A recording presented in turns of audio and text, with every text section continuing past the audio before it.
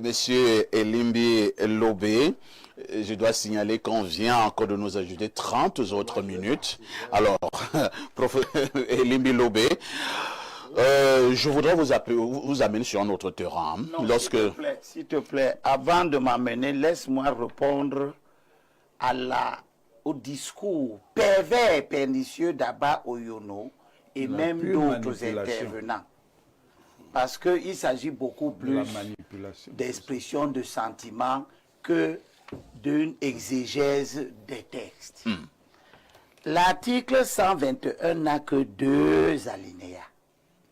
Le deuxième dit que le candidat investi par un parti politique non représenté à l'Assemblée nationale, au Sénat, dans un conseil régional, dans un conseil municipal, doit également remplir les conditions prévues à l'alinéa 1, 2, ci-dessus, applicable aux candidats indépendants. Écoutez bien ce que le législateur va dire maintenant. Les dites personnalités, c'est-à-dire celles qui donnent les lettres de représentation, doivent apposer leur signature légalisée par les autorités administratives territorialement compétentes. C'est ce qu'un Kouvon a dit tout à l'heure. Et puis le législateur dit, sur les lettres, une personnalité, une même personnalité, ne peut apposer qu'une seule signature pour un seul candidat. Qu'est-ce que cela veut dire? Le texte est un tout.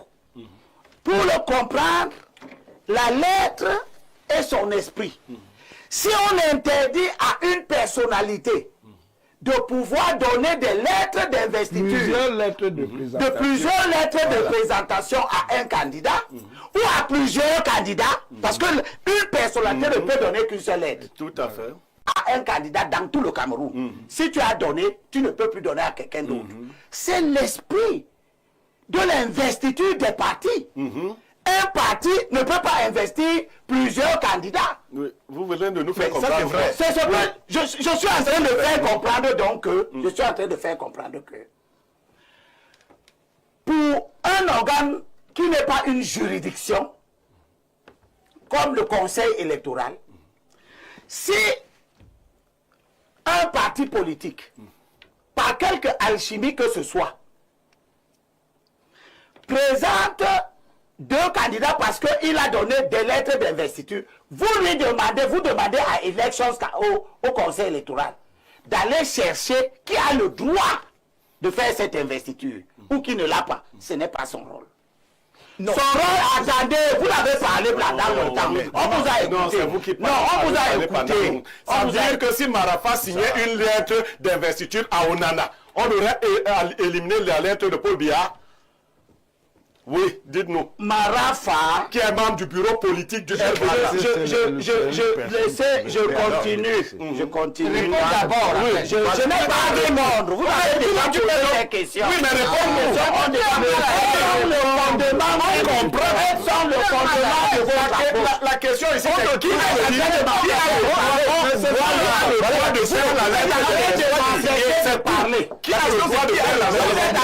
Laissez-moi terminer mon il fout le désordre dans les partis politiques. Laissez-moi comment un peu de calme. Nous nous calmons. Elimbi Lobé va chuter et on passera la parole au professeur Okoumvondo. Qu'est-ce que ce qui se passe nous montre? Ça nous montre que, premièrement, M. Kamto, c'est quelqu'un qui a soutenu ce régime qu'il veut présenter maintenant donc comme son bourreau. Vous l'avez il y a suffisamment dit. Je l'ai déjà dit. Oui. Et on vous rappelle également que Maître Akeremona aussi a soutenu ce même régime, mais il est candidat. Et Foundi a soutenu ce régime. Ça veut dire donc qu'il n'y a pas d'acharnement. Et même si c'était ça, ça montre donc qu'il n'y a pas d'acharnement. Deuxième chose qui est importante à dire, c'est que je vous ai dit ici que même la Bible nous dit que quitter les personnes inexpérimentées. Pourquoi on n'est pas parti à l'intérieur du SDF? Anissé n'est pas expérimenté. Non, bien sûr qu'il n'est pas expérimenté. Parce que quoi? Parce que Anissé savait. Et rien ne vous dit que Anissé n'est pas un membre du complot. Oh. Rien ne vous le dit. Oh. Oh. Mais le complot n'est pas Là,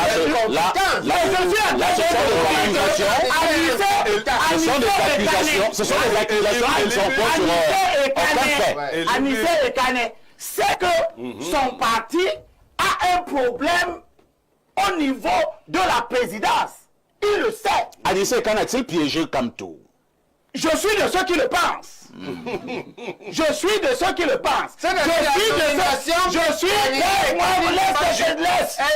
un problème. Ce n'est pas le Moulinès qui a nommé Anissé. Je te dis que c'est toi qui dis qu'il a nommé. Moi, je te dis que quand vous avez de vos partis, s'il y a des litiges à la tête du parti, allez au tribunal. Vous n'allez pas au tribunal. Vous-même, vous allez prendre un pied lié vers le MINAT. Le tribunal, l'UPC a tout gagné. Le MINAT a encore décidé. Vous allez vers le MINAT. On a gagné. Le tribunal sert à quoi au MINAT? Laissez-moi terminer. J'étais aussi. Tu défends le diable. Oui, je suis en train de défendre le diable parce que vous êtes les acteurs du diable. Qui est le diable? Vous êtes les partis politiques qui, dans la scène politique camerounaise, installez la culture du désordre systématique. Et je me réjouis que tous les partis politiques qui ont été retenus là, c'est ceux qui ont réglé le problème de discipline à l'intérieur. C'est le parti Aucun parti indiscipliné n'est passé. C'est la première leçon qu'il faut tirer. Et quand vous n'êtes pas humble, vous ne voulez jamais avoir. Vous ne voulez jamais avoir. J'ai entendu des choses ici. Oui, professeur Nkumvondo. Même si depuis là, j'ai envie de vous amener sur un autre terrain. Nous avons suivi, que ce soit au niveau des réseaux sociaux, certaines personnes prennent clairement la parole. Et je pense que le professeur Baïbek l'a relevé tout à l'heure.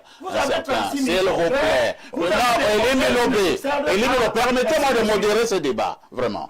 Alors, est-ce que certaines candidatures, si jamais elles sont rejetées en dernier ressort, je veux faire allusion au Conseil constitutionnel, on devrait avoir quelques inquiétudes par rapport au soulèvement au pays?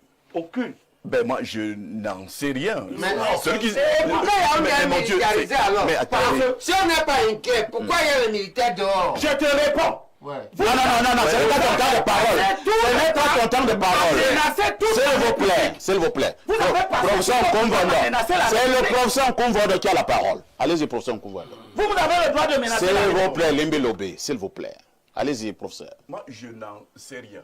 Puisque le parti politique que je dirige n'est pas inscrit dans ce type L'ordre des partis indisciplinés. C'est pas ce que je dis. Ah, d'accord.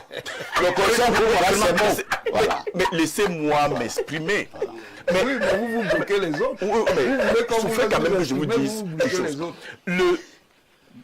Tout à l'heure, j'ai entendu dire que, donnant l'impression que l'ECAM n'est qu'une caisse d'enregistrement. Non. Il faut bien comprendre, c'est moi qui parle, il faut bien comprendre. Vous avez bien vu le processus électoral. Le candidat arrive, il dépose son dossier dans ce qu'on pourrait appeler un service du courrier. Cette instance qui nous reçoit, ils encaissent tout, ils n'ont pas à se prononcer. Une fois qu'ils ont enregistré les dossiers de candidature, cette instance-là transmet au conseil électoral l'ensemble des dossiers sans tri, sans étude. Il appartient donc au conseil électoral, l'ECAM, de se prononcer.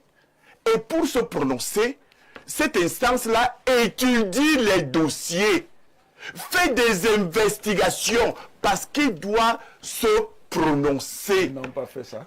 Je vous en prie. Parce que tout à l'heure, vous avez dit qu'on veut attribuer au conseil électoral une mission. Il n'est pas juste, puisque d'ailleurs, il rend une décision après avoir délibéré de façon unilatérale, mais après étude. Ça veut dire quoi? Il vous reste une minute. Que lorsqu'on dépose un dossier, on dépose deux dossiers. Parmi les deux, après étude, le conseil électoral doit se prononcer après étude en nous disant parmi les deux, quel est le dossier qui est valable au regard des règles de loi, c'est au regard des dispositions statutaires du parti qui prétend avoir présenté le candidat. Ça veut dire que quoi?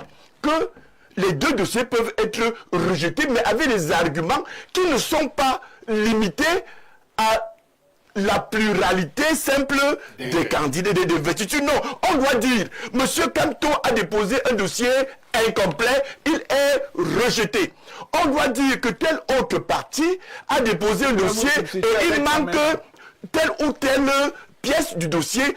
On peut donc retenir un dossier, Donc, parce que dans ce cas, au conseil électoral il faut retenir la candidature de Papillon sous réserve que Papillon amène maintenant. Non, vous avez du mal à me comprendre. Je suis en train de dire que ce que Elekam a fait, c'est du ponce-pilatisme, en renvoyant les deux partis arrêtés en conflit en dos à dos. Elekam devait se prononcer toute chose que Elekam n'a pas fait. Heureusement, pour nous, et je le pense, que au niveau du Conseil constitutionnel va se poser la question, celle de savoir, parmi les deux investitures, quelle est l'investiture qui répond le mieux aux exigences des textes dans le cadre du parti concerné. Le Conseil constitutionnel ne le fera pas. C'est compris. Parce qu'il y a un acharnement.